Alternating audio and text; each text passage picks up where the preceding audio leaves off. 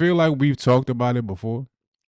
Maybe not a lot, but I guess it was news to certain people that we don't got a piece of paper. Who is it news to? People was commenting on it? Hmm? What they say? You ain't see the comments? It's not going crazy. Like, it's not a They was being viral mean joint to right us? now. Not being mean. Like, one girl They was said, judging us? a little bit of judgment. They One was girl said, condemning us? one girl said she feel like she got tricked this whole time because we don't have a marriage license. My nigga, everything is love, but that don't anything I love. Yeah. Peace, beloved.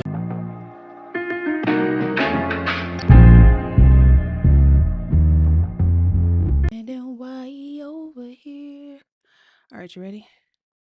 Going back up. Okay, tell me when you're ready. I just talk my shit, fashion nova, superstar, supernova. That's your man, and why he over here? Did you look at it? At what? The topics. The what? I can't see that far. Oh, look. Well, we already recording. Just tell me. You can read it more than me having to get up. I'm already hot from moving around. I had to set up all this stuff. We doing the institution of marriage. No marriage license yet. Can the absence of the contract actually help the union? Is being married the goal? Damaging connections? The experience of marriage? What are benefits of it you never expected? Negatives you didn't anticipate? Sex and marriage? And then some other shit. Okay. Oh, We rolling. I know. That cold be taking me out. You might need to start coming down here with a jacket I on. see. Because I'm moving around. I got to have my Nah, I AC get it. on.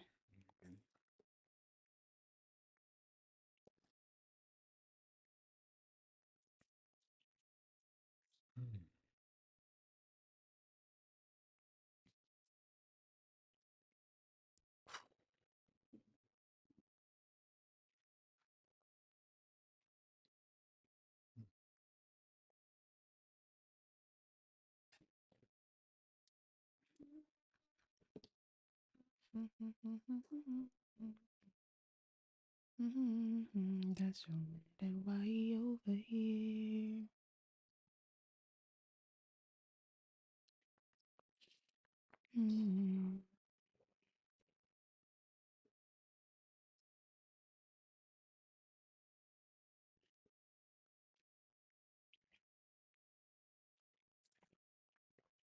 All right.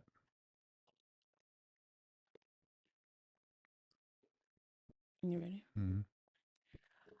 All right. Welcome back to another episode of God Is Me Again. My name is Candyss Love. It's your boy, Brickcitibuddha. And yeah, what we talking about today? That's all you got? Yeah, that's all I got. You ain't got nothing to catch us up with on life, on you? I mean, we done told all my business the last episode. It's time for us to What get was into your- your business. What was- You don't never talk about your business. We all always we be do talking is about talk my about our business. business. I see where we about to go with this episode. We are every episode. It's about my stuff. Well, let's talk about your business. What you got going on? What haven't you told What the people? business? What did we talk about your business in the last episode? No, see, now we're going back No, to I my just need a business. refresher.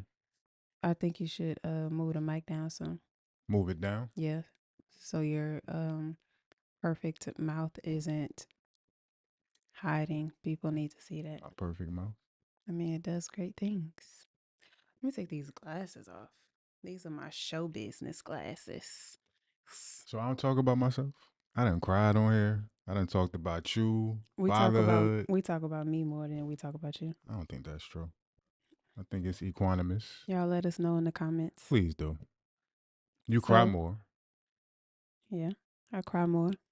But I think we neck and neck. I don't think so. I share the ins and outs of like my personal experiences, and you do when it is something particular.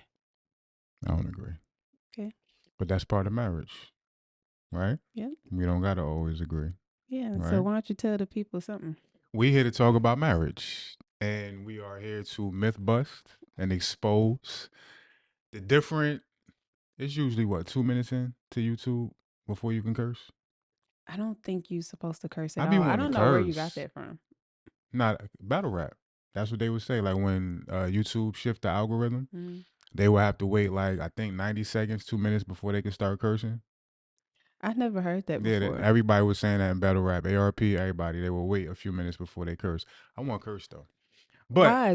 But people let their kids watch I this know. too. Hold on. We supposed to be a podcast that's cussless. I'm cold. Let me tell y'all something. Let me get close to the camera, okay? I'm Y'all, tired of being cold. let's be clear, okay? I want y'all to see my pretty mouth too. The entire Say that again. podcast. Say that again. I want y'all to see my pretty mouth too. You You got- want you- them to you- see my you- pretty mouth? I You just want wanted- them to see my pretty mouth? I Wow. just wanted to hear it. I want you Oh. to tuck that in the mental Rolodex for Okay. later. No. And then you gonna open it up after that? Well, some of it's supposed to be showing, not all of it, but some of it. Okay, let's be clear. Y'all gonna get the real on marriage today. The entire podcast setup. I'm setting the podcast up, which means I'm running around. Oh no, I get it. No way, I ain't say you didn't, but I just want to make it clear on why he always talking about he freezing in every episode before we start. It never fails, okay? So I'm setting up 3 cameras, lights, memory cards, making sure batteries are taken care of, and going from recording one episode, downloading everything on the computer and doing everything again, getting all of the angles together, my angle, his angle, the middle angle, making sure we're actually recording, right? And all of that takes energy because I'm constantly moving. So in the previous podcast episodes where I'm sweating, and he over there chilling, talking about breathe. The AC would be on then too. Hold on, wait. He over there chilling, talking about breathe through it. Let's take a moment. Remember, I was starting cussing just to get the energy out. It's because I was working hard and combusting. Okay. So I have to have the AC on in the entire house, including where we are right now, which is the kitchen and the ceiling fan, to counteract all the movement that I'm doing. Well, meanwhile, mind you, he is writing the prompts for the podcast, but he gets to sit still and be in his. We can trade. No, we can't We trade. can trade. No, That's no we can't. problem. Wait, he gets to write and chill. So he feels everything as it is, whereas I feel everything as I'm moving. Like right now, I'm hot. So when should we make a marital executive decision right here live for the people? So when I'm getting everything together, he's cold, but I'm moving around. So which is it's understandable. like, yeah. But then I have to hear about how cold Well, he I'm not gets. coming at you when I say I'm I don't cold. think so. I'm just expressing myself. Yeah, I don't think so. So why you just go through that whole spiel? Because every single episode you be like this. Let me ask you this. Because we also got to, and we're going to get to the topic. We just bugging out I right use now. all my coins with that explanation because now I'm hot. My point exactly. That ain't your point. It's part of my point. What is it? Because it's the culmination of cold. Even when we're not filming, all the AC's on, all the fans is on, right? Yeah. So it don't even matter that you're running around, even when you still. Let's be clear. You still be cold. And look, fellas, I finally got the admission because I know y'all go through this too. She finally said last week, it'd be me. As far as temperature. He wants to be in the house. First of all, we live in Texas where the average degree is 98. He wants to be in the house with no ACs on. I don't. I'm cool during the day. That's probably the wrong word. I'm good during the day with the AC. It usually be the nighttime. Well, at nighttime, that's when my body's going through the fluctuations. Right. So it be you. which I'm Yeah, cool with. I don't Yeah. deny that it's me. Yeah. But still, he be wanting to be in the house and it be hot. It's hot outside. And my thing is, don't no house not have any ACs on. It's not that I want to be hot. It's when the AC been running for 13 hours and I wake up, I just turn them off to give us some time to allow the temperature to come back to regulation. Yeah, that's different when we wake up. Yeah. Throughout the day, you cut the ACs off. At times, because it get cold. And then I cut them back on. Right. So we just be at and war. then he cut them back off. And this is what marriage is about, right? We're going to get to some positive stuff too, but this is all positive. This isn't negative. It's not either. It's probably neutral. Yeah. It's the dance, right? It is what it is. Yeah, it's the dance of marriage. And the reason the reason I actually went to do this episode or to create this list, I just posted an episode from tonight's conversation today. Yeah. I feel like we've talked about it before. Maybe not a lot, but I guess it was news to certain people that we don't got a piece of paper. Who is it news to? People was commenting on it? Mm-hmm. What they say? You ain't see the comments? It's not going crazy. Like, it's not a viral joint right now. Not being mean. Like, one girl said... They was judging us? A little bit of judgment. One girl condemning us? One girl said she feel like she got tricked this whole time because we don't have a marriage license. Right.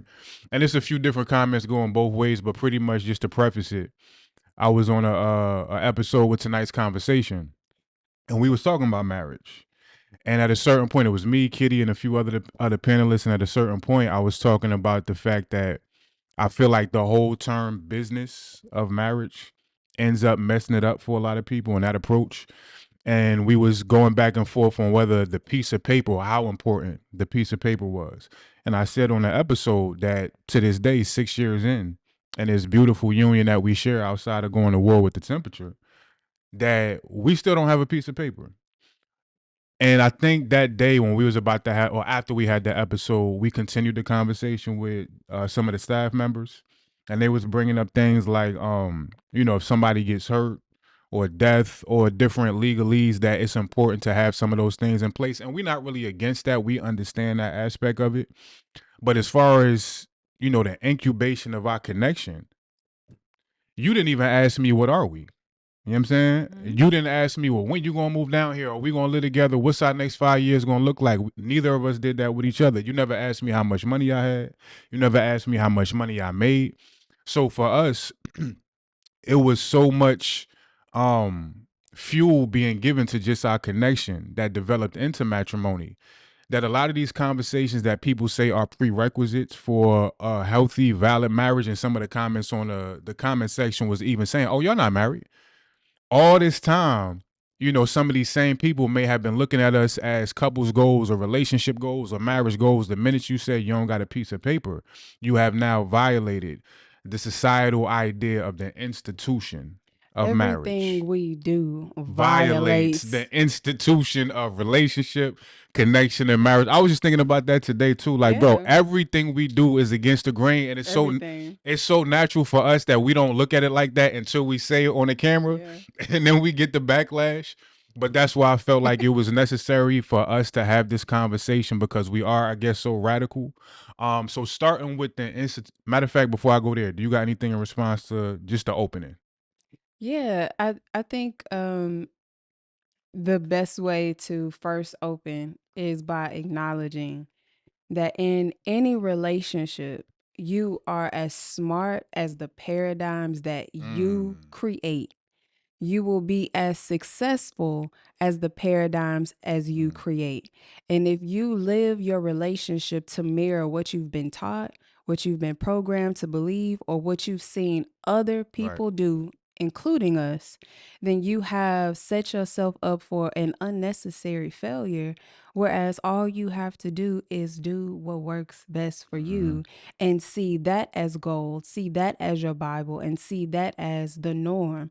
As long as you continue to compare ideologies of other people and you don't come up with your own ideologies, you don't come up with your own philosophies, you don't come up with your own rules, your own plans, and then also don't give yourself permission to change your mind once you recognize what works versus what doesn't work. that doesn't sound like an intelligent person to me that isn't even willing to think outside of the box if their answers actually live outside of the box. If following societal norms is what works best for you, then you do that. But I've always been a rebel with the cause, and I've always done what works best for me, even if I am the black sheep, and that leaves me out of the norm of everybody or the pack that everybody runs in. And in our relationship, in our marriage, we have chosen to do things our way because it works best for us. We are 6 years in, and the average regular relationship and the average marriage can't even last that long. So I think what we are doing is really working for us. And sometimes I forget when we say 6 years in, that's still a substantial amount of time. You know, when we was a year in, oh, give it 2 years, right? 2 years in, and people just kept doing that, and we still here, we still thugging, we still growing.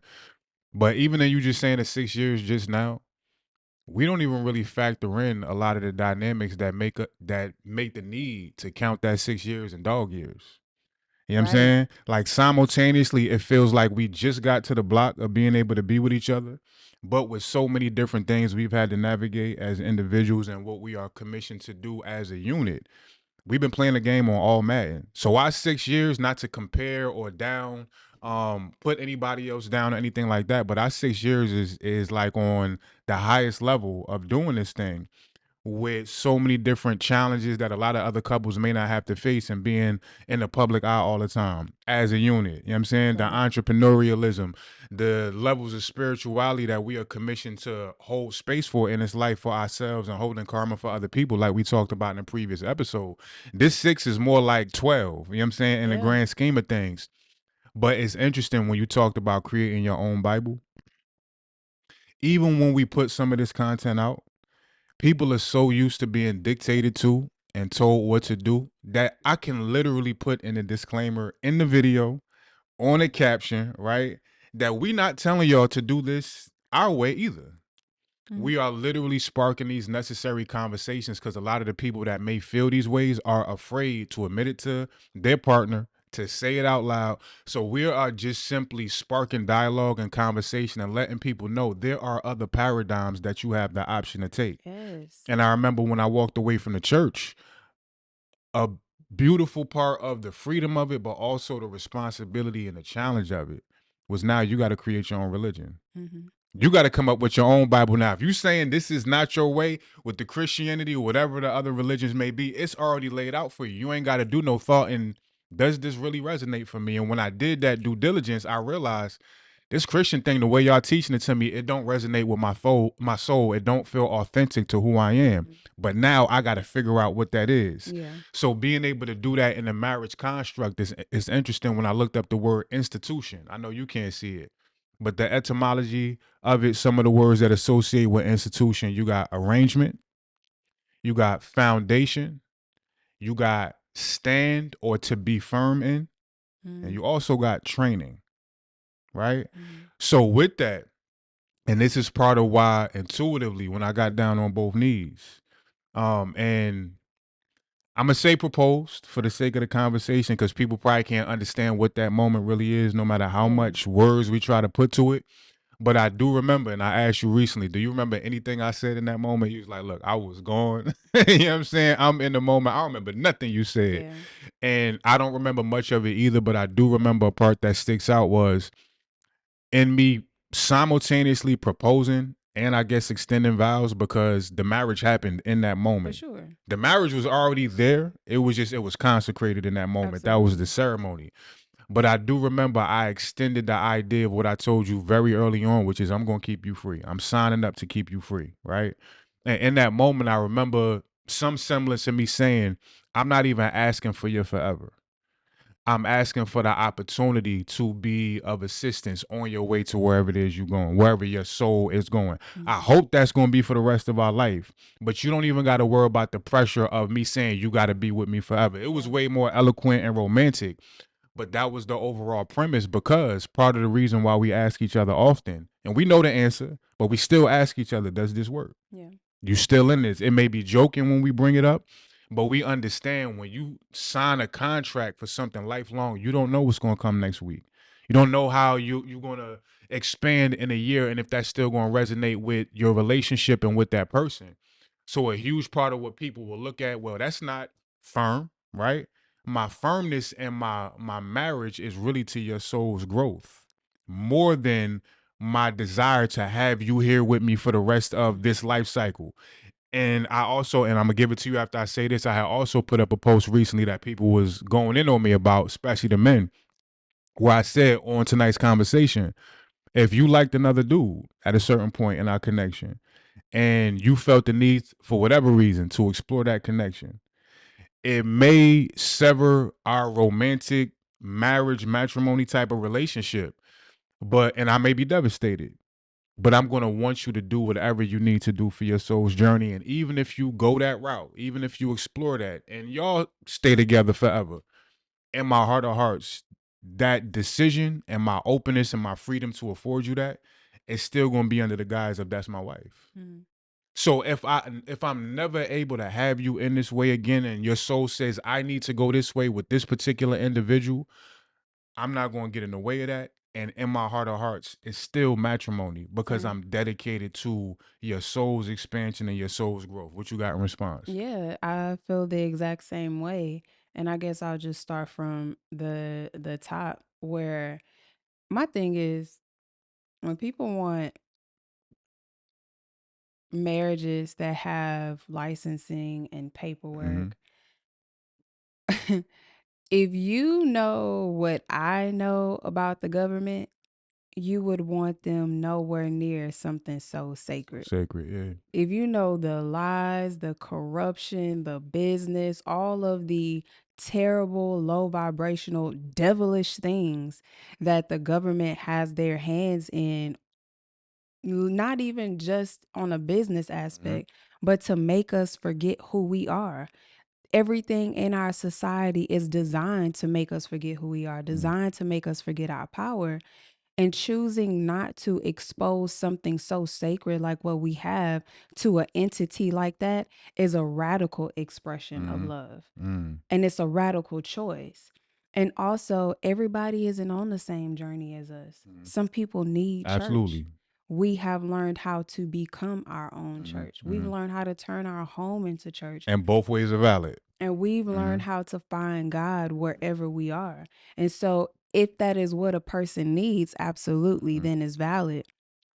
But we are on a journey of transcending the human Mm-hmm. experience, which means I'm not going to bind my spirit, my union, my soul to a contract with a government entity, which is just a evil entity or a dark entity.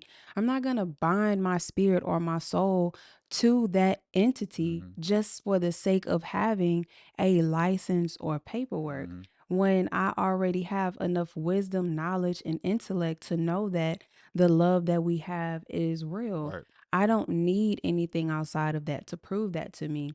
And a big aspect of it is because that just doesn't resonate with our Mm-hmm. spirit. It doesn't resonate with our soul. And people get to choose what works best for them. And to the last point where you were speaking about keeping one another Mm-hmm. free, I feel like this is where people start to forget the purpose of relationships. And what happens is the wounds make them desire and crave possession. They want to be Mm. possessed. They don't just want to possess the Absolutely. other person that they're in a relationship with. They want to be owned. They want to be possessed because it makes them feel wanted. It makes them feel loved. And the response to people that have an issue with the fact that we don't have a licensing is because, like you said, that firmness, Mm-hmm. that groundedness, it doesn't feel like protection to Mm-hmm. them. They don't feel safe. They feel as if when they have the licensing and the paperwork, then that means you belong to me. Mm-hmm. Well, we are doing the complete opposite where we're saying, but I want to keep you free. Yeah. And if your journey does not include me, if at some point in time you have to leave me and go explore something else that best resonates with your spirit and helps you evolve in a way that I cannot, yes, our relationship may be severed, but I'm still going to want that for you. I'm still going to support you in that process. That's a level of freedom that cognitively the average person cannot understand because they're still operating through wounds and they still are so love deprived that notion alone just makes them feel so unsafe. We don't live in that world. We don't need those types of constructs. So the same goes for me. If anything were to happen and you were to decide to go explore something else, I would be 100% supportive. Yes, I would be devastated. Yes, I would be hurt. But our overall mission of being married is not to hinder one another from evolving. And this is where people forget. Relationships are vehicles that take you to your next level of your soul's evolution. Love is the icing on the cake. Love is just the additional thing that you get to experience. But in none of this has God ever said, and we're speaking about God like it's a man in the sky, but there is no proof that we are supposed to be with a person for the rest of our lives simply because we love that person and we have chosen to spend the rest of our lives. Our soul may have a completely different mission that says, I only needed you to stay with this person for 10 years. The rest of your soul's lessons, the rest of your wisdom, the rest of your growth is in this relationship. And that relationship may last 10 years, and then you'll be guided to enter another relationship because people are vehicles. And this is also where it goes into, well, why would the soul choose this? The soul just wants experiences, and the soul wants to feel the pain. The soul wants to feel unsafe. It wants to feel all of these experiences so we can evolve to our greatest potential. And this is what people aren't factoring in when it's like, but you don't have a license. That's such a surface level that we just don't operate on. And it's not to demean anyone, but the purpose that we have is much broader. And to that, so a few things. You got the aspect of it where you say we don't want to infuse the energy, um, the what was the word, sacredness of our union and put it into something that can be as devilish as the government. Even when people ask me, can they pay via insurance? I'm like, bro, I'm independent. Ma'am, I'm independent. I'm completely removed from any other entities out of what God has ordained me to do. I do my best to keep my prices affordable, but I'm never going to go that route. People have actually had opportunities for me to do that. My spirit says, we don't need you to do that, right? Right. People told me all the time, you need to go get a certification. You need to go to school. People need to be able to trust that you can guide them in counseling. Here I am, 1,700 clients later, still doing a phenomenal job of letting God speak through me. So not only just the marriage license aspect of that, and this was intuitive for us. I mean, of course, you didn't know I was going to initiate that ceremony, propose, get married, whatever it is. We ain't have nobody there for that. No. We didn't have and family, and we've spoken about this briefly on a previous episode. But after, we came back from our ceremony, we came back from St. John's, and now this union was officially consecrated in a way that works and is authentic to us. And our family knew about this, and we got rings and things of this nature now. Then there was a conversation, well, y'all gonna do another ceremony so we could be there? And we thought about it. We talked it out. And because we wanted to have that respect and appreciation for how important family is in this. But you got to understand, these connections are ordained for you and that person. Family got their own karma. They got their own issues. They got their own energy that a lot of times we think, well, because we are together now, everybody gets to dictate and, infuse their energy into what we got. And that's not the case, at least with us.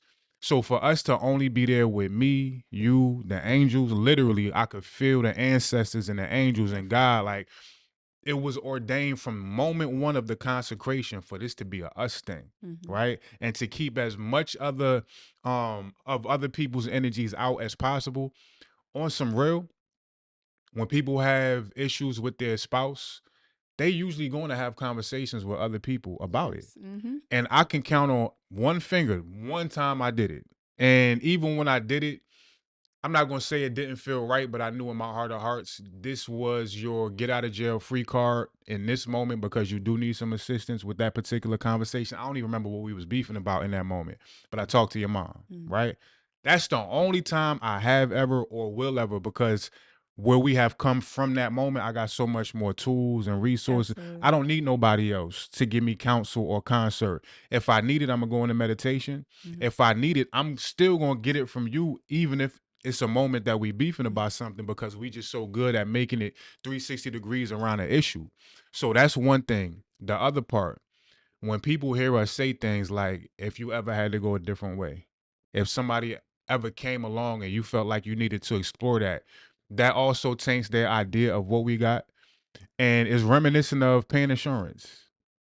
More than likely, that $400 a month that you got paid every month, you probably never even gonna need it for your car. You probably never gonna get in an accident, but you pay that thing every single month. So when we say these things, not to put nobody else down, but I've seen a lot of different connections. I've been around a lot of different couples and marriages and relationships. A lot of it is imbalanced as fuck. We just got to keep it a buck. We are saying that in the guise of two people that I have never come across this caliber, this level of love ever in my life. No way, shape, or form. And even with what we share with each other, we're still offering the insurance of the freedom before my comfortability and being able to have you in my world. People hear that and say, oh, they not really vibing like that. They probably cheating already. They thinking about moving already 6 years in, and it's nothing like that. I can't really fathom a situation where I would want to even think about not having you in my life, right? So it's not I'm trying to have an exit or you trying to have an exit strategy or exit plan. We just respect life so much. We respect the infinite diversity of how God is playing through our souls and the shifts that come with that. That damn near to sign on paper in one moment of your life, 25 years old, 30 years old, whatever it is, it's almost dictating to God, what, look, this is what it is. Because I Right? signed the Because I paperwork signed with this the paperwork, government. I signed this contract with the government, and I'm never going to do anything outside of this. Meanwhile, people signing this paperwork, and it's still 60% divorce rate. So what is the paperwork really even keeping us from? And again, even as we have this conversation, we're not telling y'all don't sign no contracts. Right. If that's what's authentic to your soul's journey, if you have done that self internal investigation and you come to the realization, nah, this is what works for us, that's what we advocating for. We're going against saying, well, everybody else does it, so we got to sign paperwork for this to be valid. That's the thing we talking about. Discovering what your soul's journey and autonomy really is for yourself. Yeah, and it's actually really interesting because my elders in my family who've had the longest relationships did not have paperwork. Facts. And they were always very open about that. And they stayed together for long periods of time. And then when you actually listen to even celebrities who have been married a certain amount of times, they will tell you, I'm never getting married again. I want to just enjoy my life with Right. the person that I love. Right. And I think what happens is when you get to a certain level of fearlessness, because to a large degree, the paper holds a lot of fear as well. And that because it holds fear and it holds safety, but fear and love cannot coexist.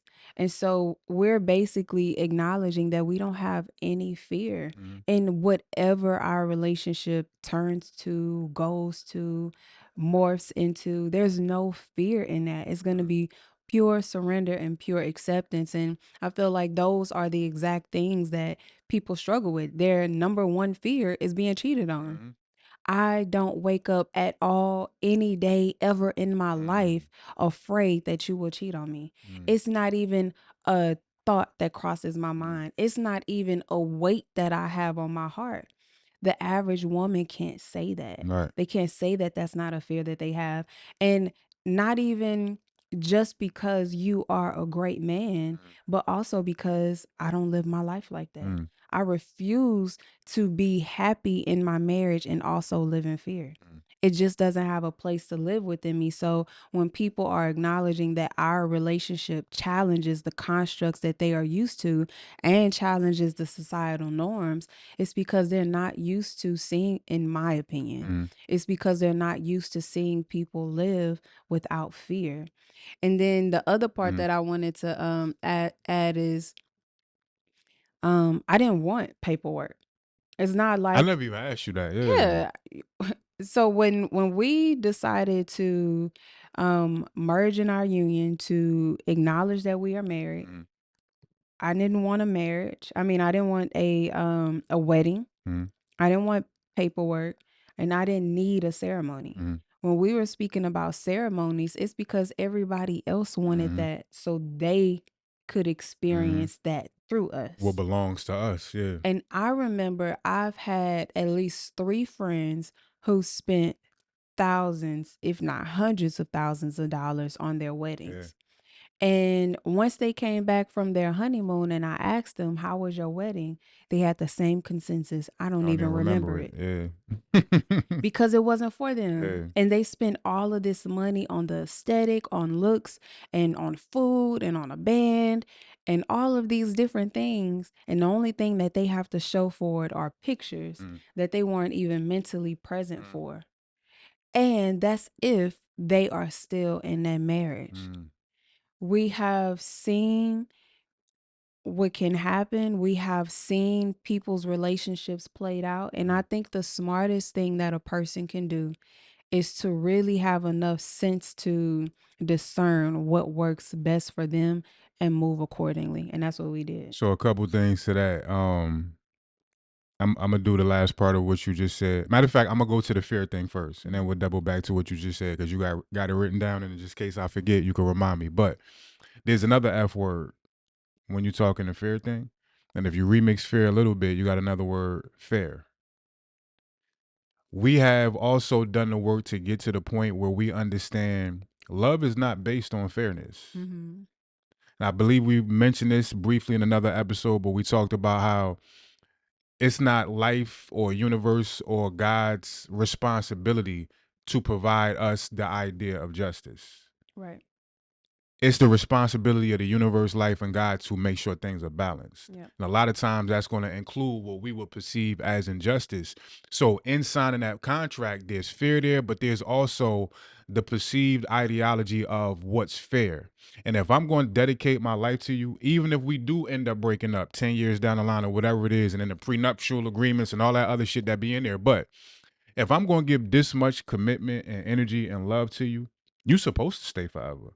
Mm-hmm. Why would I ever sign up to give the fullness of myself to another individual and then be met with the unfairness of you gonna leave?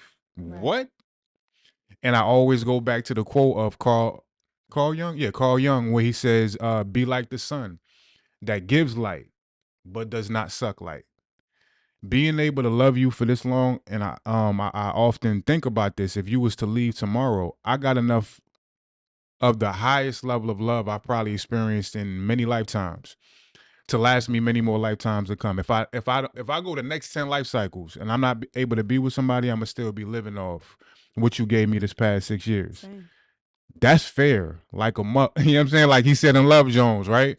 That's extremely fair. But when your context of fair and justice is so hardwired into constant reciprocity. There are times in a relationship, in a marriage, where reciprocity is not what's being called for. There's times where I may not have it to give to you, and it's your season to give to me at 100% when I may have 20 to offer you, and or vice versa. Mm-hmm. The dance is extremely diverse, and to be open to the idea that this ain't a fair thing. I'm giving this love because I genuinely want to give it. Like Jay-Z said on one of his songs, it's pious, because God loves pious. Is this righteous because God said it?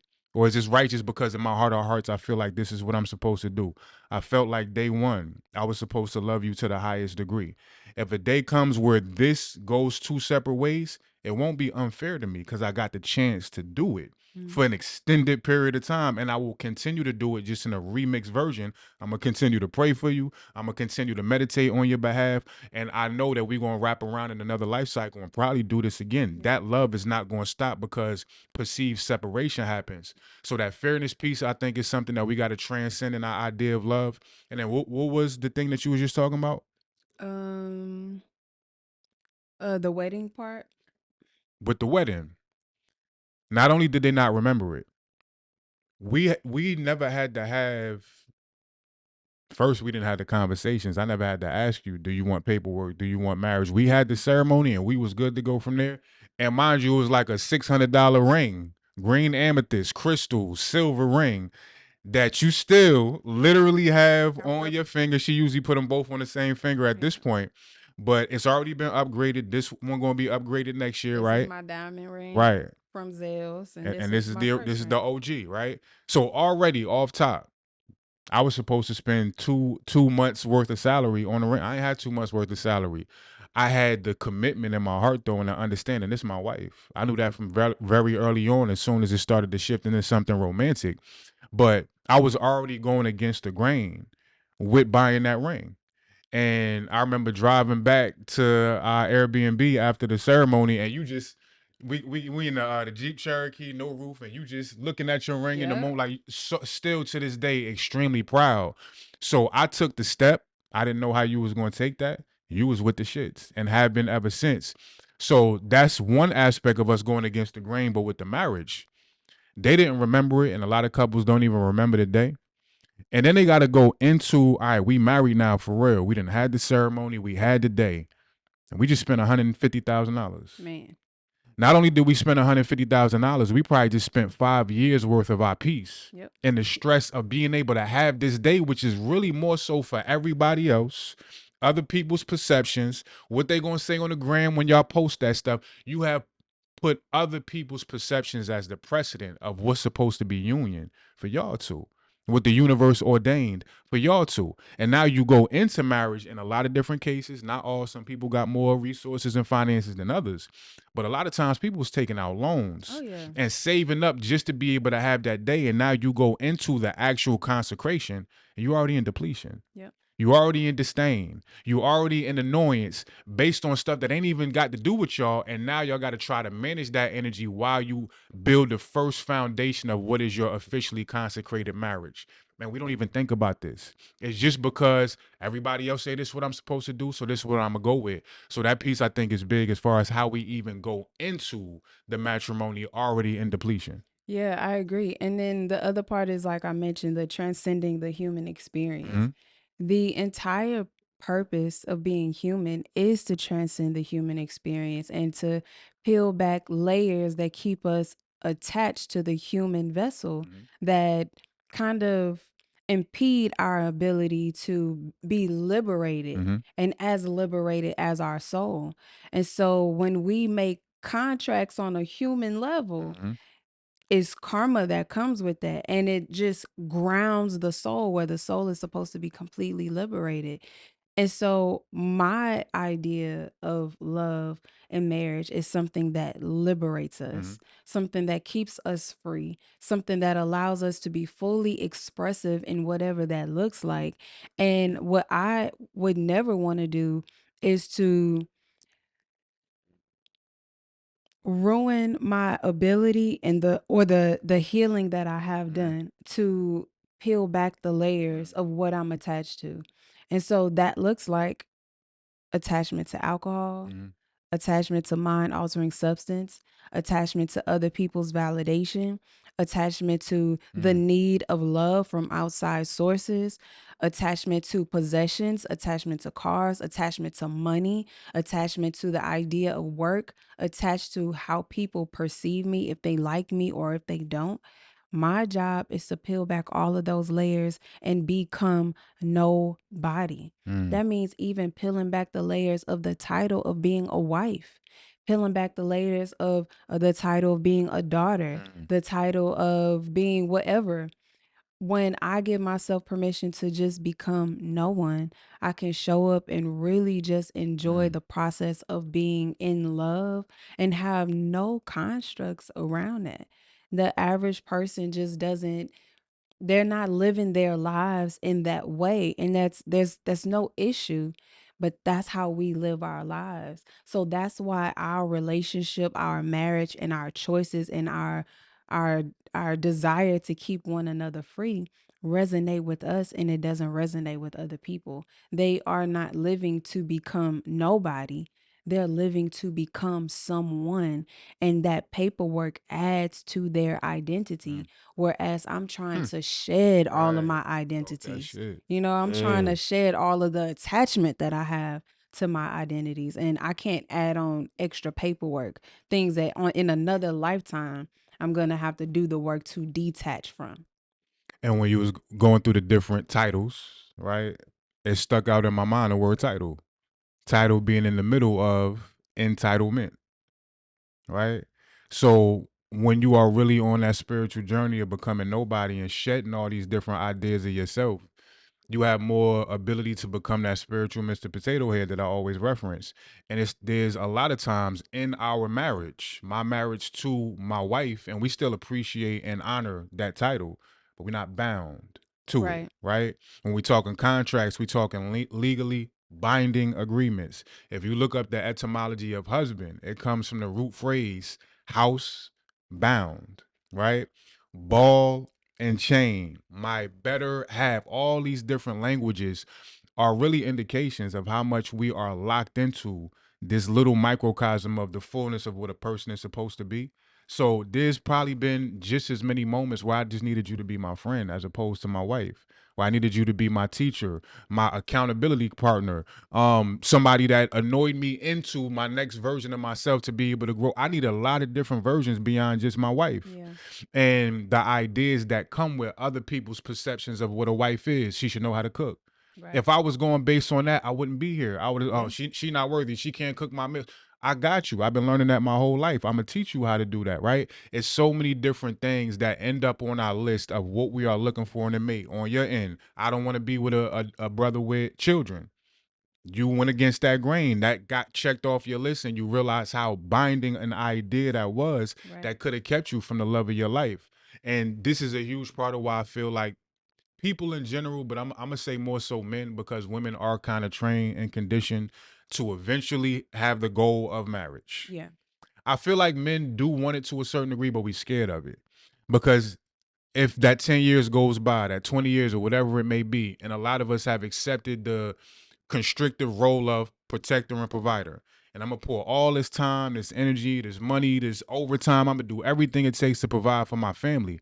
At the end of it, when it comes to us breaking up, all that's going down the drain. I'm gonna have to, the alimony, the prenuptial agreements, all this other stuff. So it's almost like when we sign those contracts, we are signing up with the trauma of being left so many times, like we've talked about before, the eventual idea of abandonment. And then after I've given all I could give for 20 years, got to get more of my soul ripped out of me on the way out, Mm-hmm. as opposed to if there's no contract, if you're ready to walk, we could just walk. And we ain't got to get lawyers involved and get nasty at the processionals and become completely different people to each other because now we at the last leg of this journey together. Now I gotta hate you, and I was just signing up to be with you for the rest of my life. There's a trauma there that a lot of times I don't think we like bring up. And then I think it was one more thing I wanted to say. So I want to ask you this question: being that women are conditioned and raised to have marriage as a goal, Mm-hmm. do you think the goal of marriage is damaging to, let's say that person does come along for you and you've been holding this idea of I want to get married and marriage is my goal, and then Mr. Right shows up?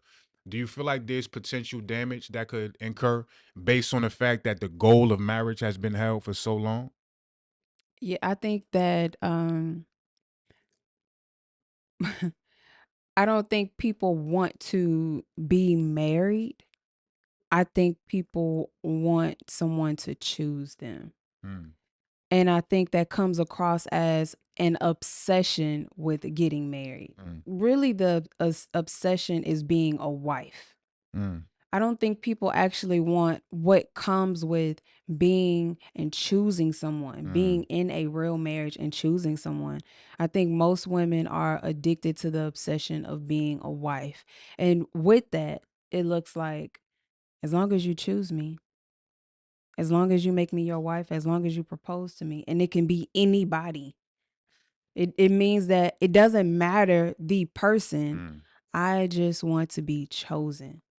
And so now that becomes dangerous because you're chasing a construct more than you are the ins and outs that allow you to have a healthy construct. You just want to be married. You just want to be chosen. And that is the dangerous part because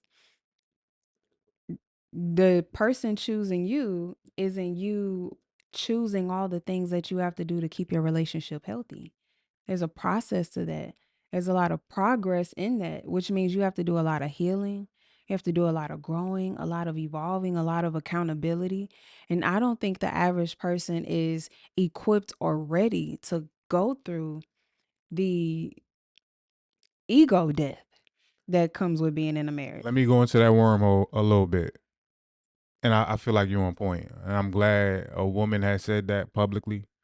I feel like men in our, our silence and in our group settings, we kind of talk around it because we don't really want to admit it to ourselves. And a lot of times we already in a marriage and understand that being a wife is more important than her actually wanting me as an individual. Absolutely. But this would be Because the she would have married the man down the street right had as he had the credentials the and proposed. credentials and propose. Okay. Mhm.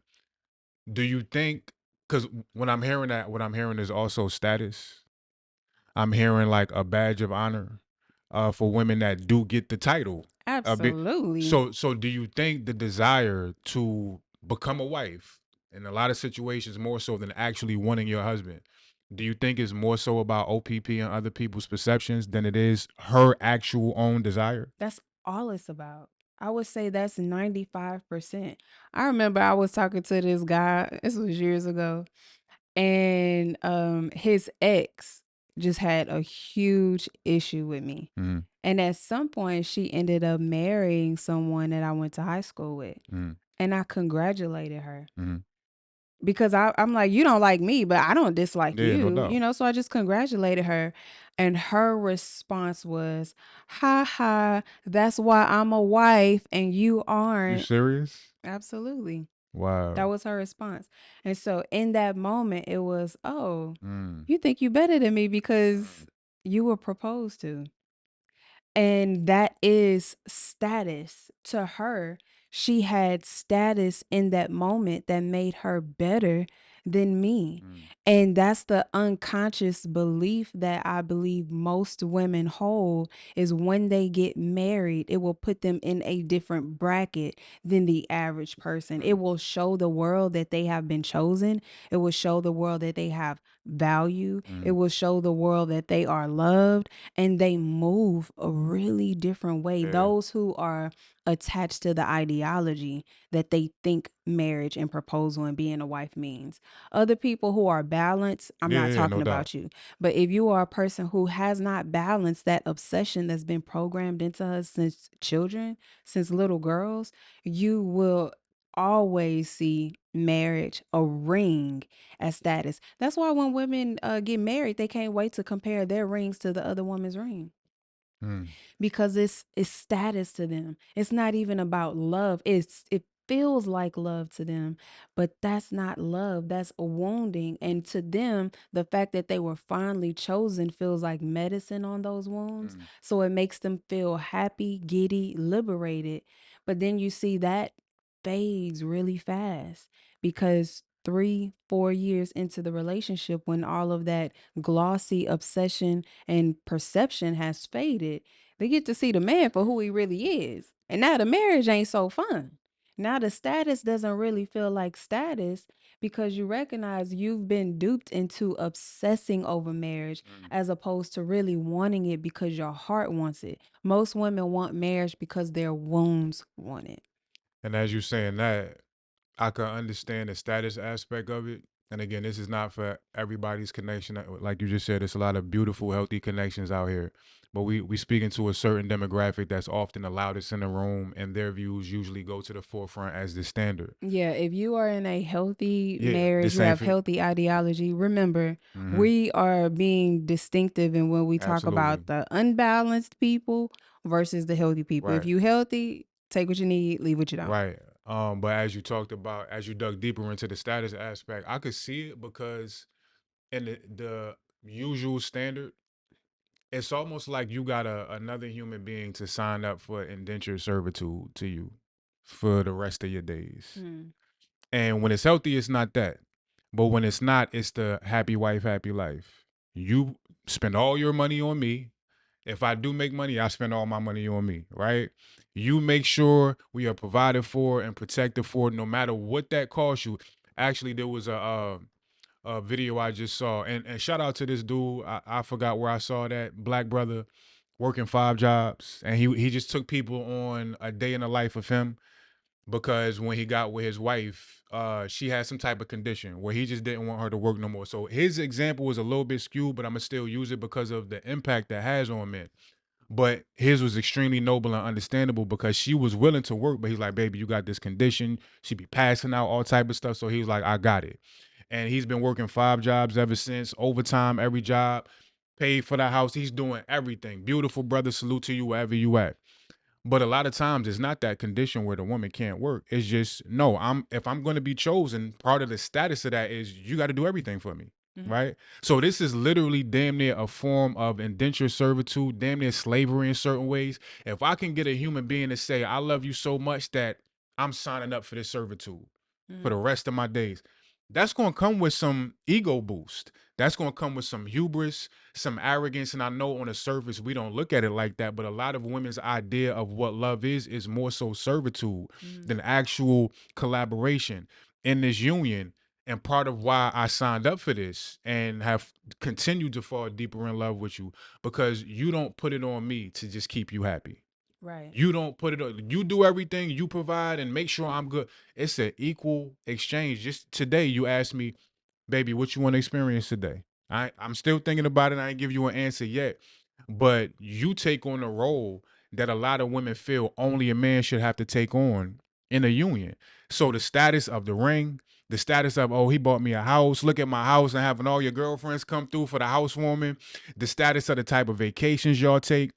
These men are out here literally breaking down body, mind, and spirit to stay in servitude under the guise of I love my wife, right? So it's a lot that goes into this conversation. I think we got to do a part 2. Yeah. And now I'm like, we're gonna come right back because it's mad stuff we ain't even Yeah. get to. So we're gonna end it here for this one. Make sure y'all double back for part 2 of this episode. We got a lot more to cover about the myth busting and the exposing of how we view marriage. But I think this is a good segue. This is a good spot to stop for this one, and we'll go into the next one, part Yep. 2. All right, y'all. Tell Go them through the where they can spill. find us. You Yeah. do it. Oh I got you. Lord. I got you. I got you. So my wife's book, Remember Who the Fuck You Are, almost 11,000 copies sold. Make sure y'all continue to support that. One of the best books of all time. Thank you, New babe. book on the way. So, tell them the title. Things I probably shouldn't say, but fuck it, I'm angry. Right. That's on the way, coming soon. We are now on tour with tonight's conversation. We'll be on the fall tour. We will be across the country, 15 different cities. More than likely, we will be in a city near you. If you want to come rock with us on the tour and come to the dope event of the live shows of tonight's conversation, hit us up, shoot me a DM or email me. I'll get you the ticket link. You accepting clients? Yeah. One-on-one clients for her, one-on-one family and couples counseling for me. Music, I got 4 singles out. Album is almost here. My merch is booming, is moving. I got to get some orders out today. Energy Bougie, link is in my bio on my Instagram as well as my Facebook, or you can hit me up. And retreat schedule coming for next year as well. So just stay tuned. Continue to support us. Like, comment, subscribe, share, have these conversations, and just continue to get us to number 1 in this relationship podcast community. If y'all love us, don't leave one comment. Yeah. Leave Spam. 5 of them. Leave Spam. 10 of them, because the more comments, the Yeah. more interaction we have with y'all, the broader our audience can get, and the more YouTube shows our videos to people. love, but that on anything I love. Yeah. Peace, beloved.